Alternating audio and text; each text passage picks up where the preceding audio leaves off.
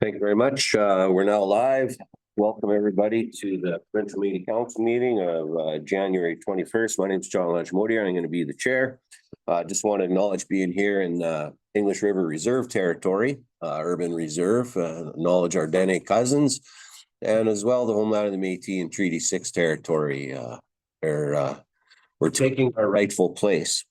So I'd like to call the meeting to order, and in order to start in a real good way, I'd like to ask Elder Norman Fleury to start us off with a prayer. Don't stand. No, what that? I have been on. This is not the Catholic Church. Good morning, everybody, and Happy New Year to all of you. Here we are again with the reality of who we are as a Métis Nation government as we continue moving forward, and wherever you are in your homes and wherever you are in the Métis homeland, I welcome you in prayer and understanding of who we are and where we come from, as our ancestors did. And I always make reflections to the fact of who we are as a people, as a nation, but acknowledgement of our beginnings from Cuthbert Grant to especially Louis Riel, who gave his life for us, and what he believed in and our people believed in, not only in him as a leader, but believed in who they were, what they built, and that distinction with language, culture, everything that we still have. We still own because we made it for ourselves. And everything we have is given to us by the Creator, the God, and whatever we want to call in our belief systems and our ways of building that.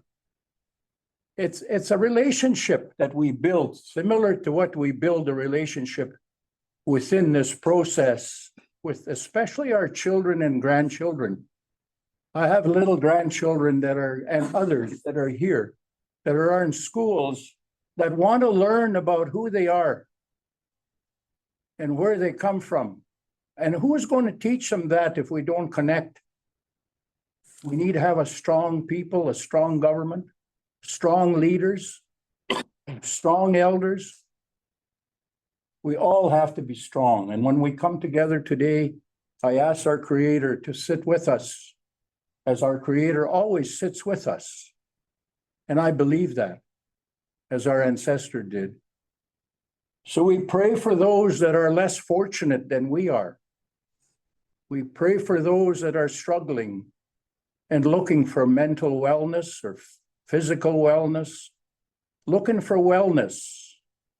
Because within yourself, if you're strong, then you can be strong for other things. So those little kids that are in school, they want to learn about their culture and their history, their environment, and just everything of who they are in their own communities as the communities that we represent within our nation and where we come from. Those communities will always be there because some of them are 250 years old plus 250 years old. Some of them are getting there right behind. And as a Métis Nation, we've been around for a long time. We've transitioned. We've evolved to where we are now. And I'm very proud to sit here as one of those elders with my brothers and sisters, the elders that are out there. We'd like to wish Max Moore and his wife also 50th anniversary, 50 years of coming together and still there.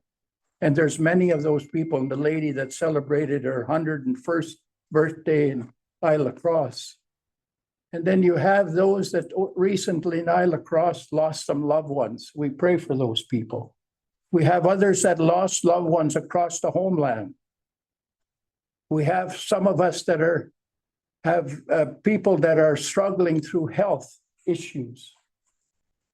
And we're fixing it. So let's fix things for our nation, for all of us as we move forward with that. Our Creator, our God, sit with us and help us as we move forward.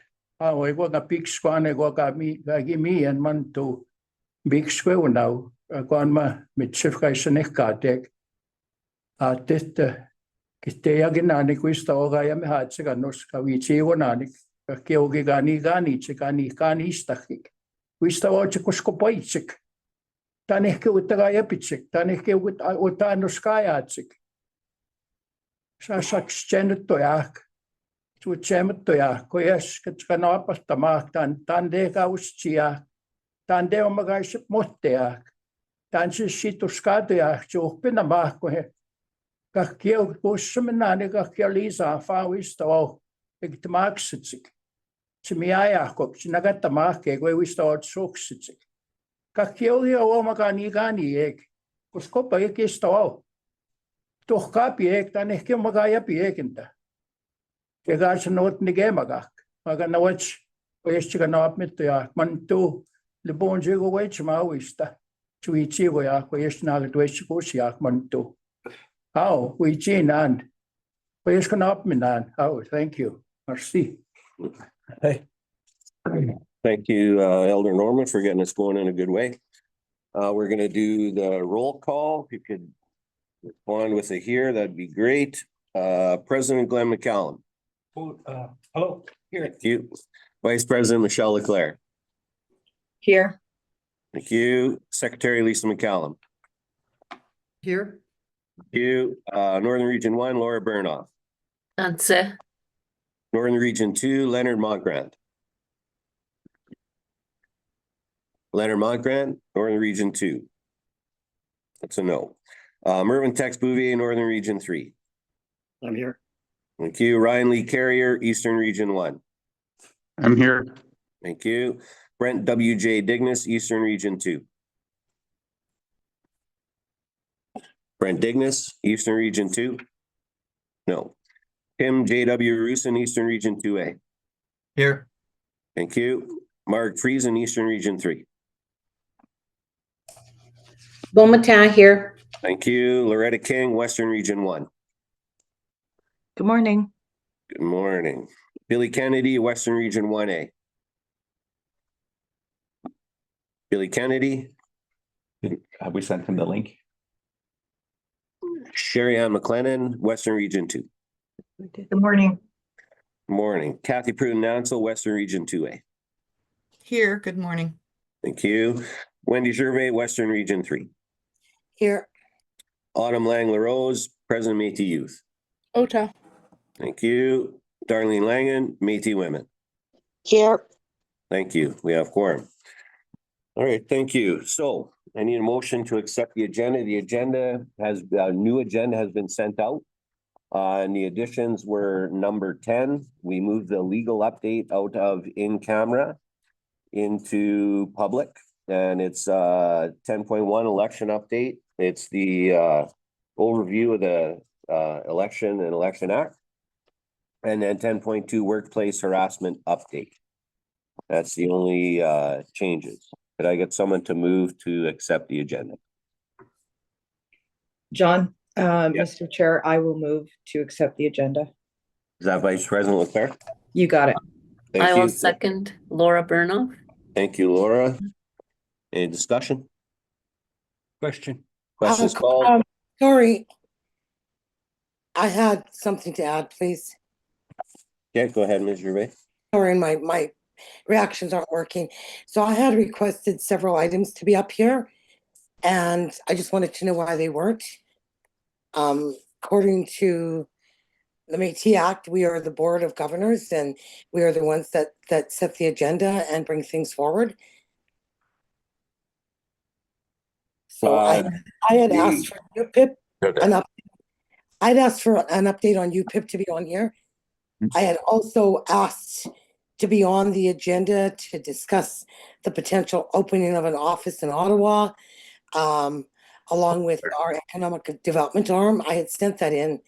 Based on Minister Gervais, those are the three items those items are all in camera.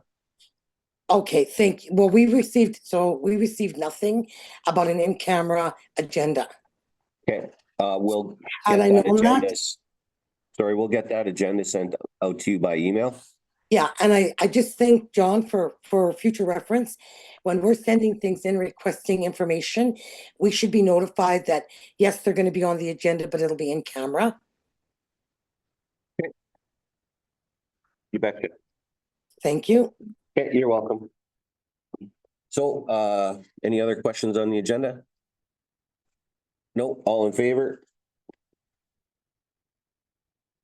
In favor. Thank you. Can you vote on, the Oh, portal? sorry, Yeah, thank you. I can't find my, there it is. All right, so that's passed. Thank you very much. All right, opening remarks, President McCallum. Thank you, Mr. Chair. Norman, kita taga-kaya mo this morning, sabihin kahit ako nag-iskis siya, tani ko mo taga-waskapya. Sinim na, naging tuktago na, nagbiwat suma. Tatugan tukta migi o kan tukta wik si guys sayam yan. Mar city nige. Kan tukta ya, ka witap miya kasi umaga mo apya. Kio agip matsun o nibmo tatanan. Ego sigman pedistigan mo kan si guys sayam hiya kaya mi tahmana. Gutik tanan go yasta go mi upit tamaki our government. Ego siga sino partinan Mr. Ti mi upay federal government, provincial government, industry, institutions, kakiyo po organizations. Mahaya ko, gawin mi utamo nga na taguwichog ni mo ako. But sko man tataki sigaw spin kagiti tiano ti New York Real Cup kando ay mo tama NHList. Ta sims tayo sino akigo ko simista ko. Ewan magay sistigia taguyok pinama sports and culture. Bili Kennedy our minister because ndayam nan mana. Ya mo tamahtan sit ko simupit tamah kay was sa ko kay was the parents. Kawa tagita tigas ko kagaw soniam chigo iso kagiti ko kigamita we. Unan to tagisi chigi as a government kista no tagisi to ko nan gawas it was the families. Thank you everyone for this morning. Mr. Chair, thank you very much. Our elder Norman, a good prayer as usual, to start in a good way, to be able to understand the importance of us sitting around this table. It's been 7.5 years, a little over 7.5 years that we've been here. You know, the elder and I talked about it a bit this morning in regards to how much we've promoted this government. You know, we can do the best that we can within our spaces, but at the end of the day, who are we doing it for? Our citizens. And who are the people that are going to be sitting across from us to be able to negotiate the needs of our people and our government? It's the federal government, provincial government, institutions, industry. And there's a price we have to pay on that. But it's a good price because now we don't have to call people, they're calling us. And when I first started, we couldn't do that. Nobody was calling us. But we've done such a good job and have great staff and our government representatives sitting around the table. We have done a great job to be able to promote our government and show the outcomes of a bit of taxpayers' dollars that we do get. And we represent the people that are listening in. Thank you very much for listening in. The key points that I want to bring up in regards to how difficult it is sometimes to be able to deprogram reconciliation. Even though a lot of us sitting here and people listening in have certain talents, but what are the real talents that we need to be able to deal with reconciliation?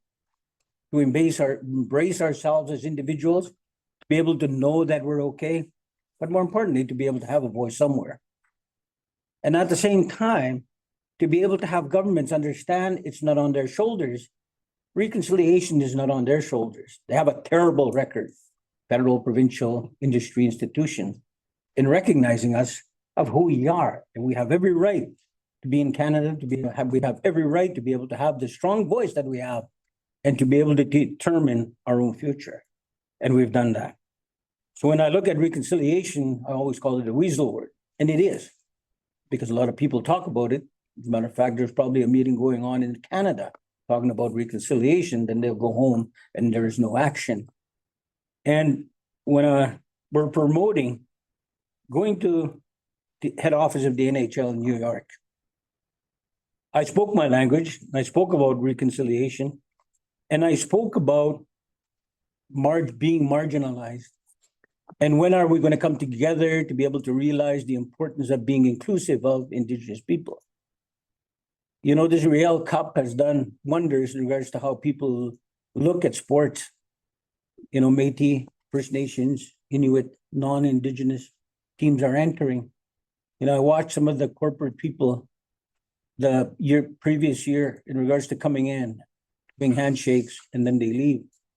But to be able to watch the talent that was on the ice, one of them from Cameco sat close to all day and recognizing certain players and the excitement around the game.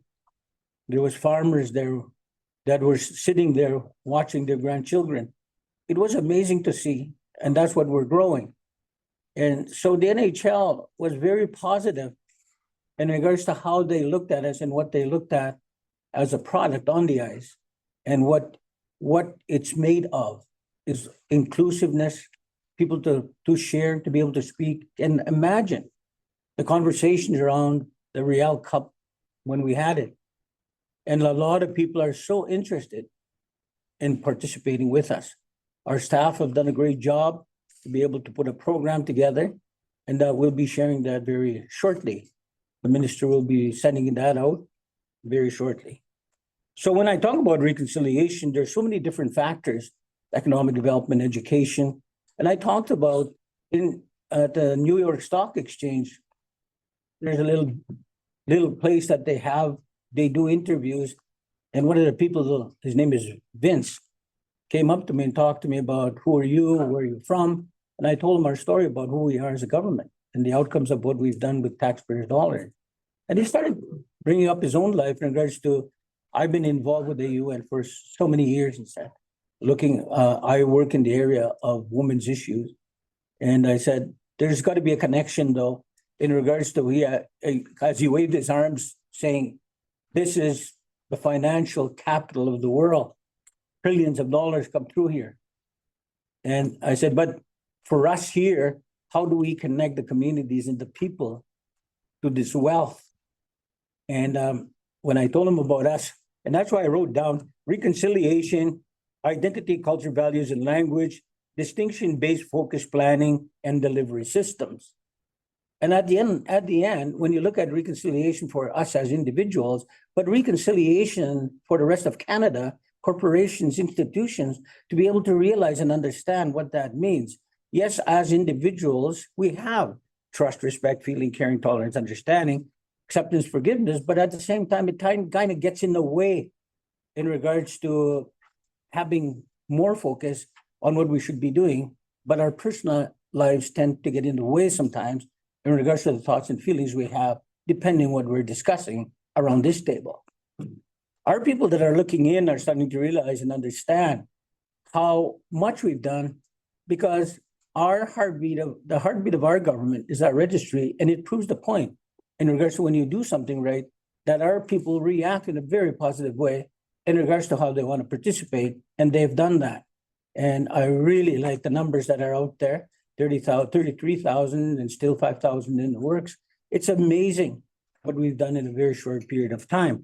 But we can never forget our groundedness and who we are, using our elders, our veterans, our culture, our traditions, our values, to be able to promote that where people are watching it. This hat that I'm wearing, you know, people were not too happy when I first started wearing it, but it doesn't come off until we pray. A prayer is done, an anthem is being played, you know, and there's a reason for that. If you look across Canada, this vest I'm wearing, but still people will say things, well, we're spending money on it. If you look back at the history of our people have been forgotten. You know, my wife does a great job in giving gifts. It's our way of life as Métis people that we give gifts. I remember bartering in a trapline with my dad and visitors. It was beautiful to see when somebody likes what you're wearing, they will mention it and they would give each other gifts, give that piece that they love themselves. But the partnerships community was so great at that time until confusion came when residential schools and laws came in, zones were created in northern Saskatchewan, where I come from. And it's no different from central and south. So as we begin to talk about reconciliation, our identity, culture, values, and language, and I spoke at the NHL, I spoke my language, and then I intentionally didn't speak about half a minute. And everybody started wondering if I'm going to say anything more. But in order to trigger the brain to be able to understand in regards to who we are as Indigenous people, Métis people, they gotta be focused and more willing to understand what I'm trying to say, willing to try to understand what our role as a government and the taxpayers' dollars that go along with what we need, education, Métis child and family, language, and I can go on and on. It's been a tough road, but it was a good path that we followed to be able to do the job that we do, to be able to be embraced as Métis people. And we've done a great job. And the doors are opening, like I said, people are calling us now. And the University of Saskatchewan, where we've signed an MOU, citizenship agreement, teaching governance at the university, and signing a research program. Us as Métis people, we've been researched to death. And nobody has done anything to be able to slow it down or to be able to be more focused on government that we can do it ourselves. Well, we have a team of people doing that. We just had our meeting yesterday, and those are the things I discussed: reconciliation, identity, culture, values, and language, distinction-based focused planning and delivery systems. And that's where, going back to the person that I spoke to that was working with the UN, and I mentioned that to him, distinction-based focused planning and delivery systems, and he looked at me and said, "Can you say that 4 or 5 times so I can have it in my brain?" And I said, "You don't have to. I'll send it to you." And Richard did send it to him, and he's reading up on us right now.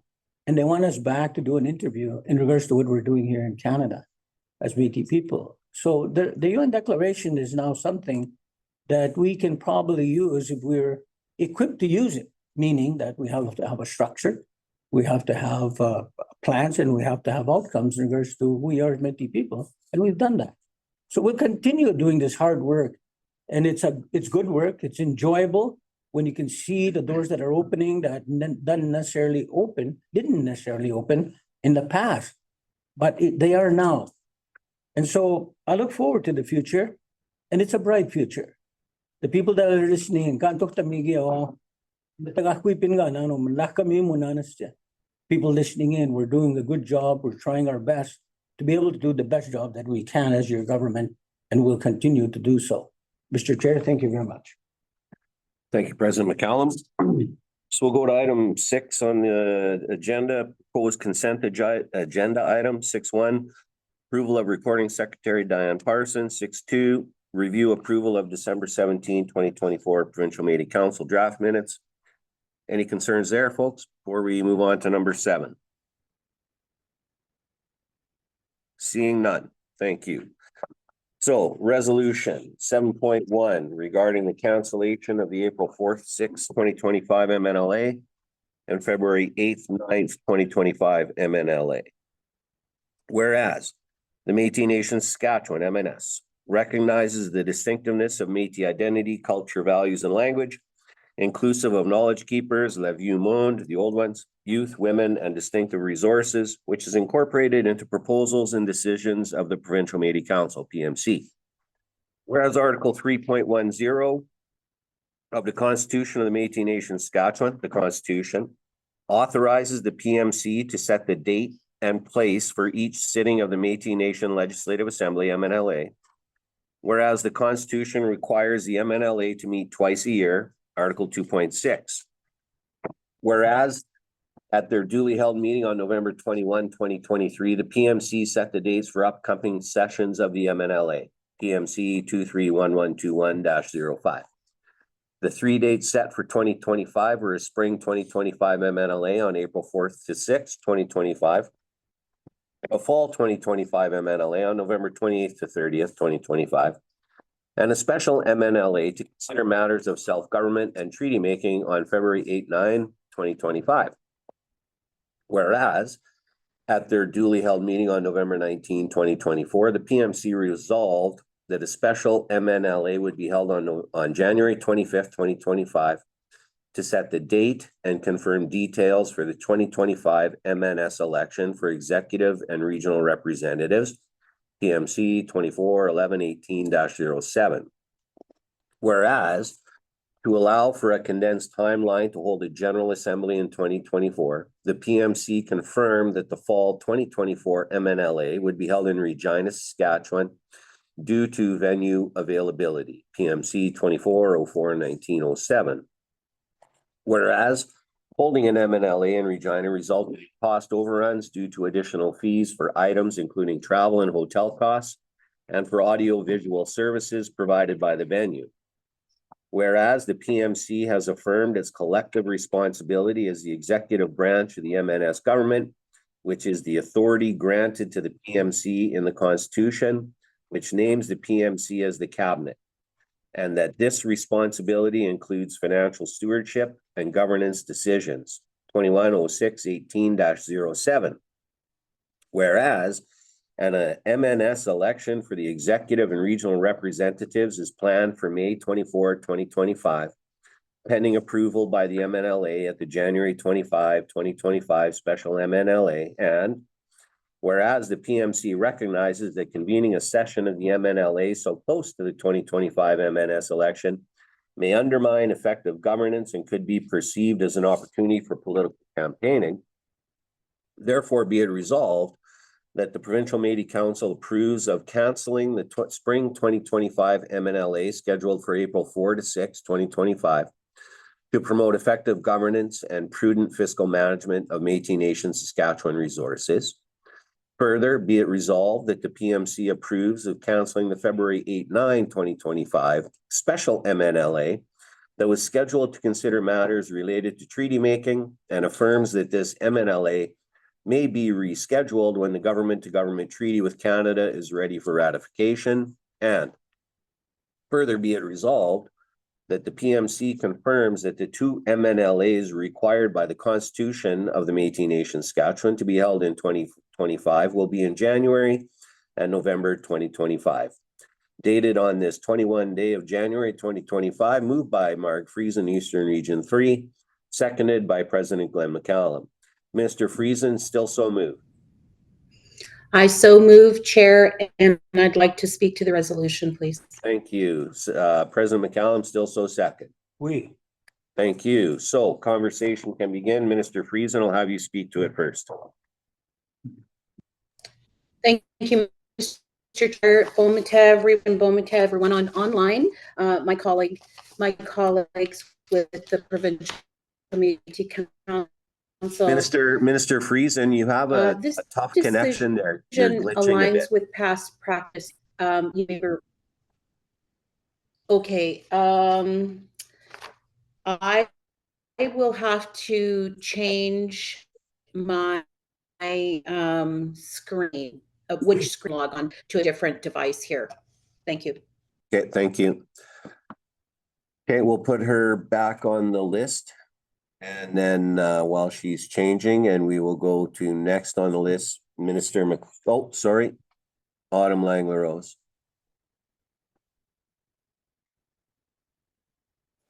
Thank you. I removed my hand. Okay, thank you. Minister Sherry McLennan.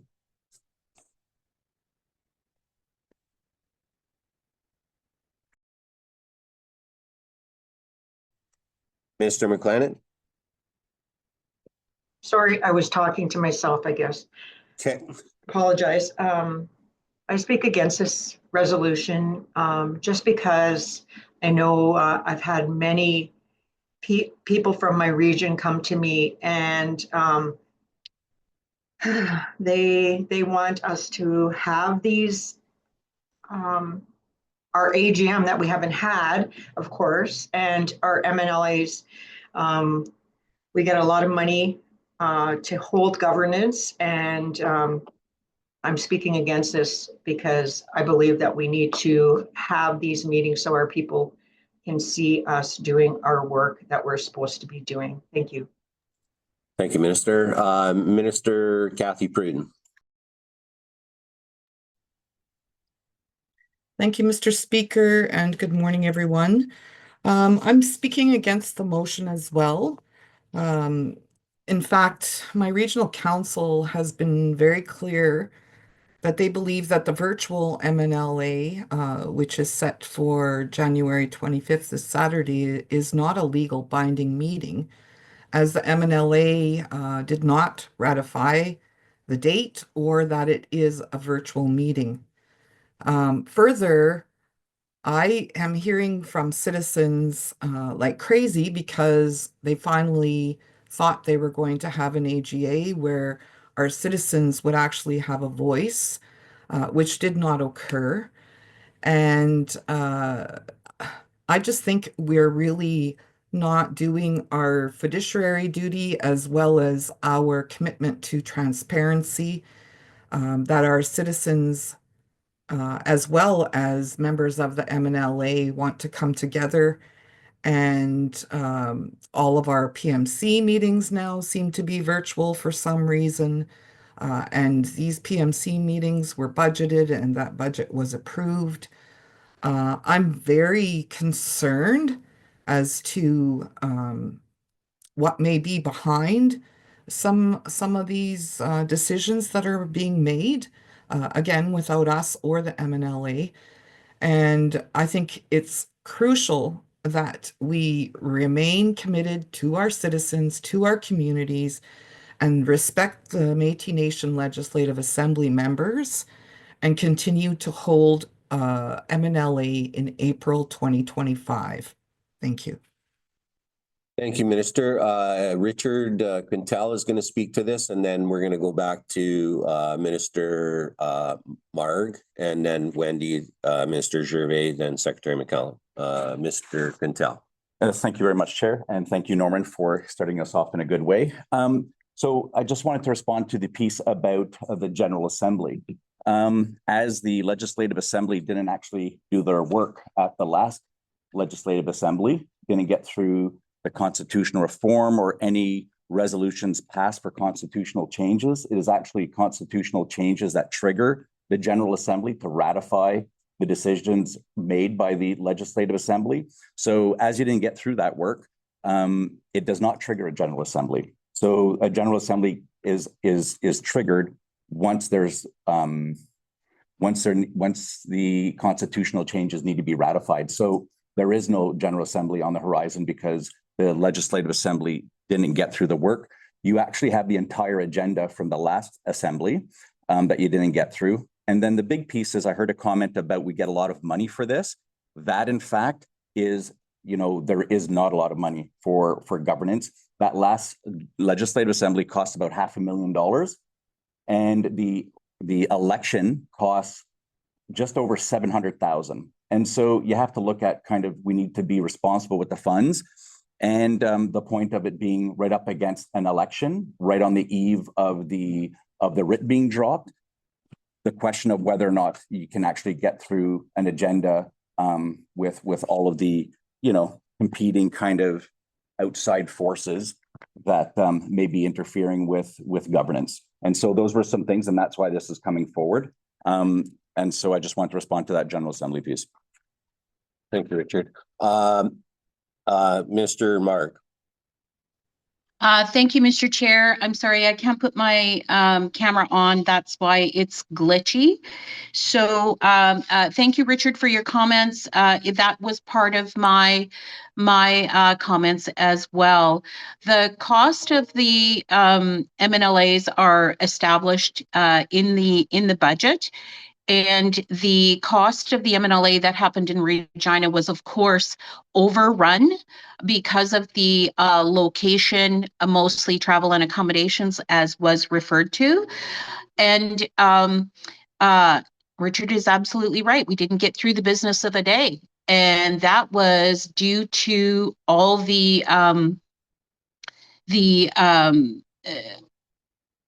stalls, the discussion, name it for what it is. We did not get through the business of the day. So the January MNLA has already been scheduled to address matters that were left unresolved. And so they're significant to our government and our communities. And holding the special assembly on January 25th ensures that due care and attention is given, and it's what our citizens deserve. This government is committed to good governance by carefully weighing the nation's needs against potential risks in all decisions that impact our citizens. The January MLA is intended to address important matters to ensure our government is prepared to hold the election come spring 2025. As the minister responsible for finance, fiscal responsibility involves prioritizing a balanced budget and advancing this resolution to strengthen the foundation of our operations. I understand that some may view this resolution as limiting opportunities for discussion or decision making. However, it's important to note that the MNLA, special MNLA in January will provide a platform for addressing immediate priorities as we're moving forward. It's the responsibility of the PMC to act responsibly as we govern this nation, and that includes making difficult decisions to offset risks and set precedents for good governance. This resolution and the discussion surrounding it, as contentious as it may seem, is being conducted transparently and within the best interest of the nation in mind. Canceling the spring MLA will ensure fiscal responsibility and stability of our nation during the critical election period and will offset the overages from the Regina MLA and the January special MLA. So just so that folks are aware, every month we delay the cancellation, we are compromising the vendor relationships that we have, specifically with a large venue in Saskatoon. And the cost is about $50,000 in fees per month. Every time we delay the decision, it's costing funds that we haven't budgeted for. So that's very critical to the bottom line of the budget. This resolution also supports the PMC's commitment to fiscal responsibility by balancing democratic platform from being influenced by potential campaign efforts. And I think that's what was mentioned earlier. I ask for everyone's support on this resolution so that we can continue, in solidarity, united in integrity and foresight. As the PMC, we must make decisions that uphold good governance by balancing short-term needs with long-term priorities. Negotiating our treaty with Canada involves shifting timelines, which resulted in the fall MNLA being held in Regina for the first time in many years. This deviation from our usual venue, as I mentioned, brought unexpected costs related. And with treaty being high priority for the government, tough decisions had to be made. This brings us to where we are now, and this resolution coming forward, we're in a strong position, and the election MNLA period presents an opportunity to make decisions grounding in long-term stability, primarily our fiscal responsibility with Métis Nation Saskatchewan. So I support this resolution, and I ask my colleagues to also support the resolution based on those facts. Thank you. Thank you, Mr. Friesen. Minister Gervais. Thank you very much. We lost your sound there, Minister. Sorry, thank you very much, Mr. Speaker. There you are. I speak against this resolution for a variety of reasons, and I would just like to clarify a few things.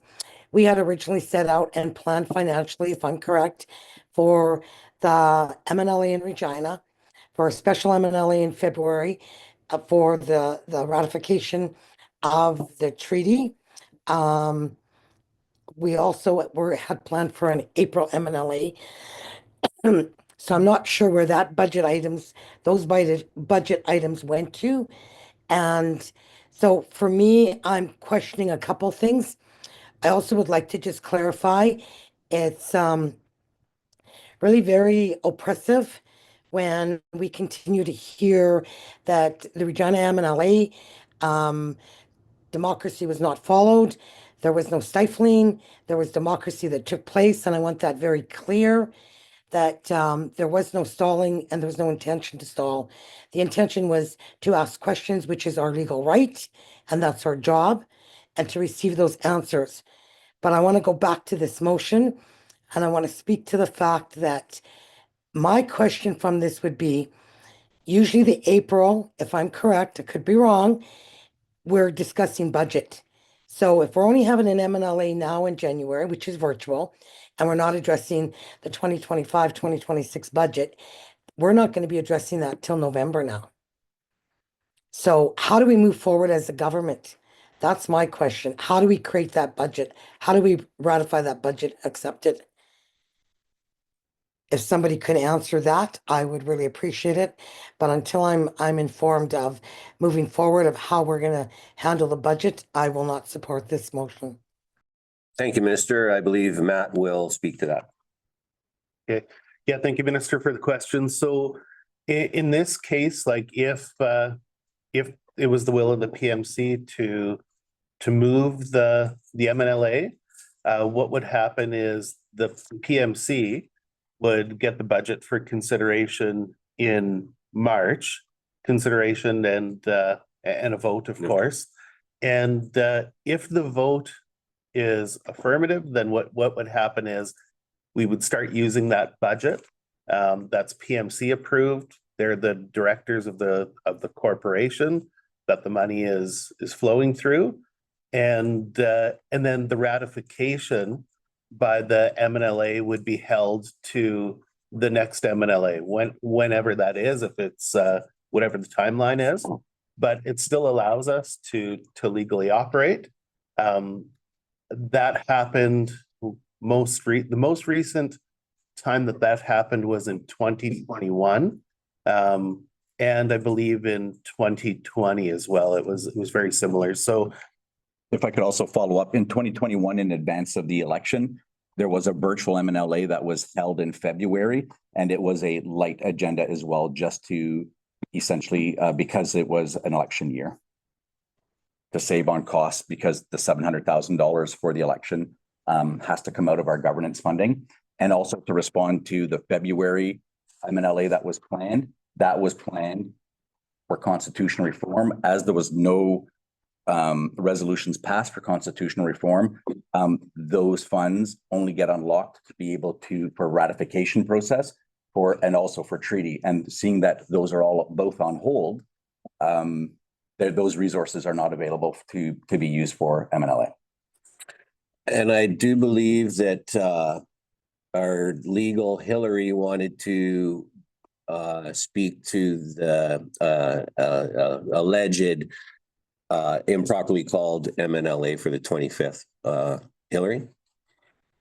Yes, so I just want to clarify, and it is in the whereas clauses, if we want to refer to the second and the third whereas clause.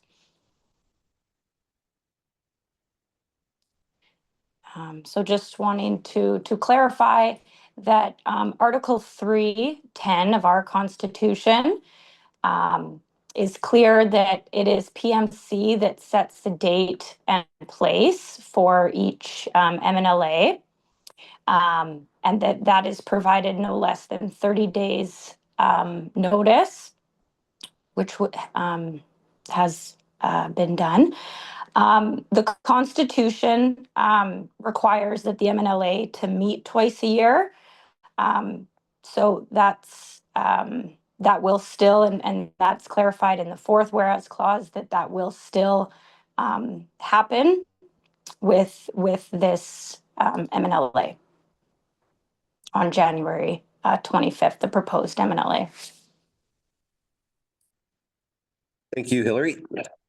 Okay, so sorry, go ahead. Sorry, and just to be clear, I said the proposed MNLA, the MNLA to take place on January 25th. Correct. Okay, thank you.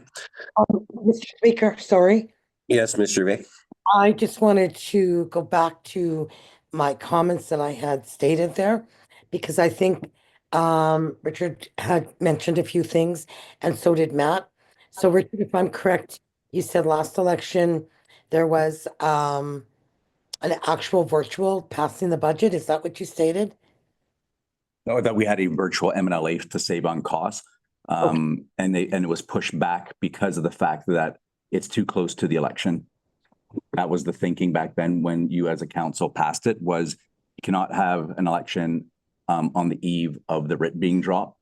It was just problematic.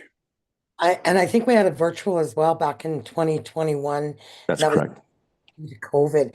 And I go back to my concern about regarding waiting till November for the next MNLA, because it is correct, Matt, you stated there, the PMC is the board of directors and we set the budget, but the MNLA, if I'm correct, and I could be incorrect about this, but the MNLA has to ratify that budget.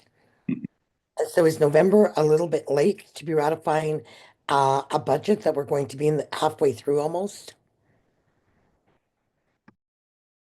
Matt will speak to that. Yeah, so Minister, I guess it's not ideal.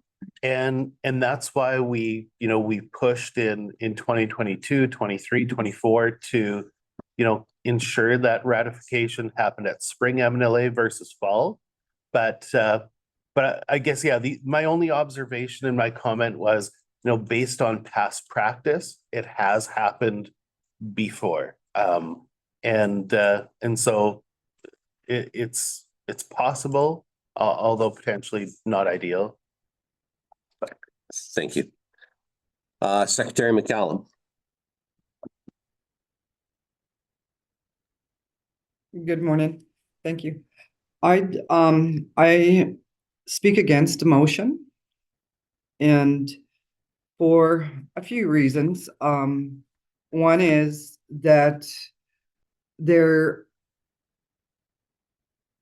MNLA and our community and our citizens rightfully so should have an assembly to address matters and to set and to prepare for when we go into an election, to be able to report to our citizens on any updates of where is the government today and where is it being left off at. So I speak in regards to those, but the other thing is, Richard referred to the General Assembly, that our people do not get a General Assembly. It's only to ratify constitutional reform, and there was no constitutional reform that is set out due to not passing or having further discussion about those amendments at our November 2024 Assembly.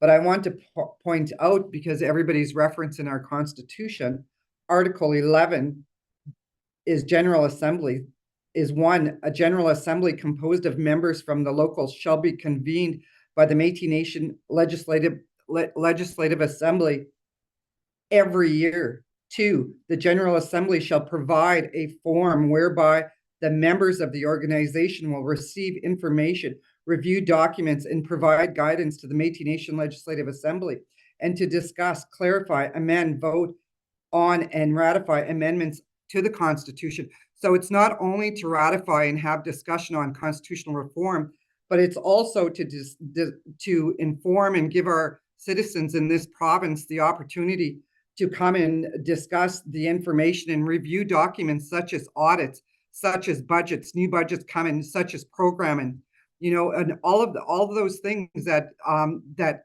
our citizens have every right to, and it states that within our Constitution. The other thing that I want to do reference to is, we're talking about April and not being able to possibly offset risks of campaigning efforts at our potential April 2025 MNLA. I want to point out one matter is that in regards to the writ, we have a Louis Riel Cup dated for April 18th, 19th, and 20th of 2025, as President McCallum stated, that's his primary agenda. And April 19th, if we go forth with through the MNLA to set our date for May 2025 of our assembly, April 19th is a writ. And so that Louis Riel Cup should not be taking place.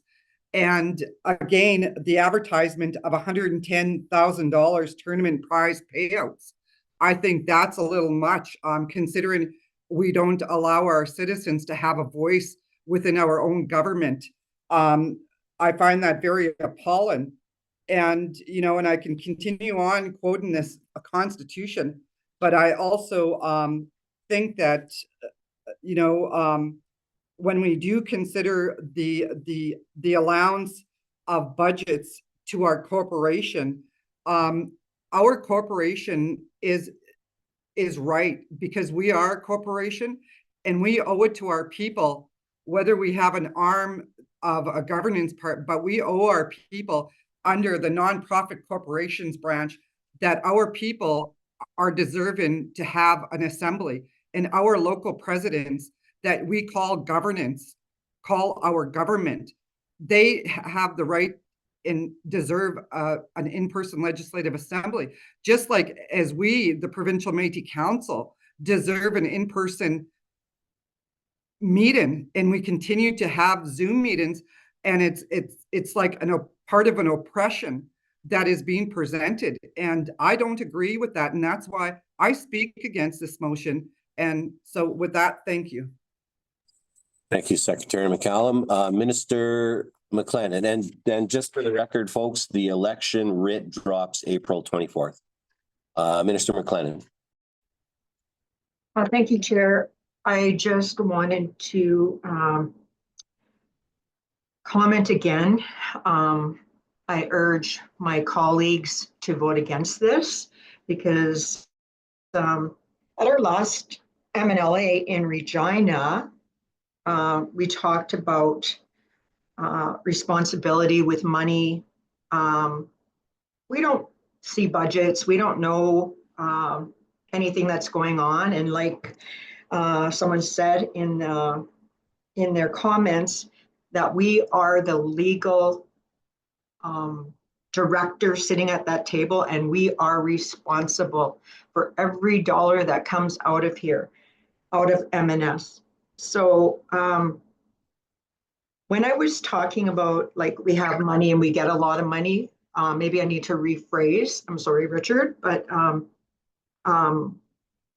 we get governance dollars. And when I don't understand why we're having all these Zoom meetings, because we get governance dollars to meet face to face, so we can come together as the directors of Métis Nation, so we can meet face to face and be able to talk about things face to face. Like, Zoom was for when we had COVID. I don't agree with having governance meetings on Zoom. That's just me, because I believe as a council, we should be together and talking about things there. Also, when I talked about the AGM, these are not my words. I'm bringing my citizens' words.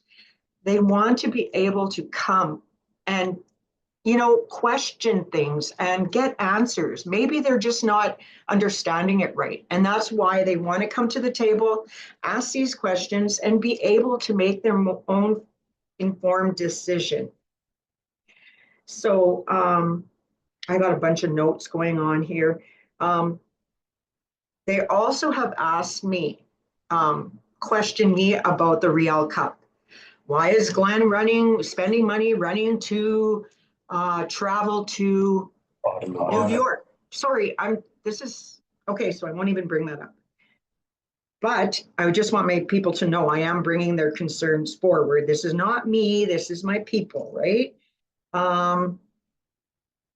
Matt also said, talked about the money flowing and that we're the directors of the corporation. We need to be able to see those financials maybe on a monthly basis when we have our meetings, so we know what's going on. And I also want to bring up the MNLA. I really feel bad when we get looked at, when we're being a government and somebody says that we're wasting time and we're doing all this stuff. No, it's democracy and we're asking questions. And a lot of time was spent because nobody knew the answer and they were asking legal. They always had to stop and go to legal. So it's not only because we're asking questions, we're trying to get answers. So thank you. Thank you, Mr. Richard will speak to that. Thank you, Minister McLennan. So Chair, in response to some of the statements, so you are well aware, you are part of the board of directors, you are part of this council, you pass the budgets, you've seen the budgets, you get quarterly variance reports, you get the updates. Talking about virtual PMCs and where did this come from? Came from all of you. You passed a resolution about having 4 in-person PMCs a year, looking at the budget. People talk about governance funding. Governance funding is not adequate. We get about $12 million a year for governance. That is the only unrestricted dollars that we get. And that's not very much at all. And so, but you're all aware of this because this has all been presented to you and you've all passed it. These are things that you've all passed. The things that you were mentioning, Minister McLennan, you have discussed, it's been brought to the table, and you as leaders have passed it, and that is the direction that has been given to our government to be able to follow. So all the reason this meeting here today is virtual is because you as a PMC made it so. Thank you, Richard. Métis Youth President Autumn Langler-Rose. Thank you, Chair. I just also maybe wanted to express my frustration as a new person on the PMC, or this is my first term. I wasn't around for the last election, and I'm just confused on how we could have set a calendar date and if this was common practice or this happened before the last election that the MNLA was canceled or postponed. I'm just a little frustrated that we didn't look in advance to do that, and now again we're being a little bit of a reactionary government. I'm frustrated because as the youth council we've been working on legislation that's been constantly postponed due to the just not being able to get to it for whatever reasons at the MNLAs. And now meeting with staff on the draft resolution and being told constantly that there's potentially still some time, and from the youth side, it's a really important issue that we've been trying to push forward, and for the MNLA to be canceled is just a little confusing considering how it just seems to me it's frustrating that things out of the blue are coming up when they've been done 4 years in the past, and it's a little confusing as well with the budget to say that we knew that an election was coming. They happen every 4 years. So why, as a government, did we not set aside funding to ensure that we could do our, regular government practices of holding an MNLA and also ensuring that we're have the funds set aside for an election? It kind of sounds like we only have the funds to do either or. We're trying to save money, but again, we're doing other activities outside the budget, like a hockey tournament that could potentially put us in a deficit. So it's a little confusing, the message that this is a budget and governmentary issue. I just think moving forward, if this is going to continue to be the practice, that we need to be informing our elected officials well in advance so that they can plan when we only have 2 opportunities a year to bring legislation forward, and if one of those opportunities is canceled, that we need to be informed well in advance to be able to bring that to the prior one or to figure out time when the next available time to do that is. So I'm a little frustrated on that end, and I'm hoping moving forward, if this continues to be the practice, that this is part of the MNLA schedule so that elected officials are not caught off guard with little months' notice. Thank you. Thank you, Youth President. Richard will speak to that. Thank you, President. So in response to kind of the planning, so as we spoke of, there's limited resources in terms of the governance funding. And so when we planned out the budget, I want to compliment our finance team and everybody who works on this. They do a phenomenal job in making the dollars that we do get stretch. And so there's a bit of a domino effect. So with constitutional reform, with the self-government process, each of those unlock different funds that our government was counting on to be able to use, to be able to have the MNLAs and, you know, to be able to accomplish everything that we have to, based on the direction that we're given from the Legislative Assembly and all of you as the Provincial Métis Council. And so as constitutional reform and self-government, you know, they're not moving forward at this point in time in terms of like on that pace, it then takes away major resources that we were able to access to be able to fund these types of pieces. So, so that is the issue. The issue is, as things did not get passed and didn't make through the Legislative Assembly, and where things are at with Canada in negotiations in terms of, you know, the treaty itself or the self-government process, it has then, you know, created a bit of a domino effect in terms of extra strain on resources. And so therefore, this, you know, this is part of the concern. The other piece is, I hear people keep speaking about Louis Riel Cup, and I understand that people are worried that this will be coming from any resources that our government has. We cannot use any of our resources that are restricted for programs and services, nor do we have any governance dollars that we need to be able to run our government. Will be going towards Louis Riel Cup. Louis Riel Cup will be happening using resources coming dedicated specifically to that from the NHL, Islanders organization, meetings with the owner of the Islanders, and also the Rangers. This is what's happening. We'll be having a response next week, but we cannot be putting resources from our government. You're absolutely correct. But this was something specific, of course, from outside of our government, specifically for this. Same way when we get restricted funds on housing, education, they have to be used for those, but we cannot use any of our dollars that are unrestricted for this. You're absolutely correct. But this will move forward once the funding comes in place for this. And the president, he had very successful meetings in New York City, and the support coming out for the tournament in terms of, you know, president can speak to the tournament and its intent and its purpose. But the support has been pretty overwhelming.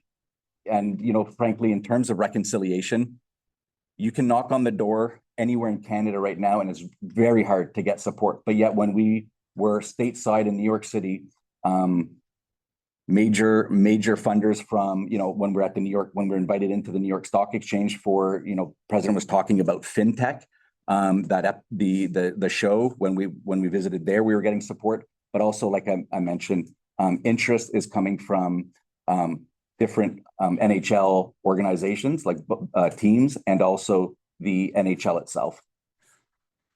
Thank you, Richard. Mervyn Tex Bouvier, Minister Bouvier.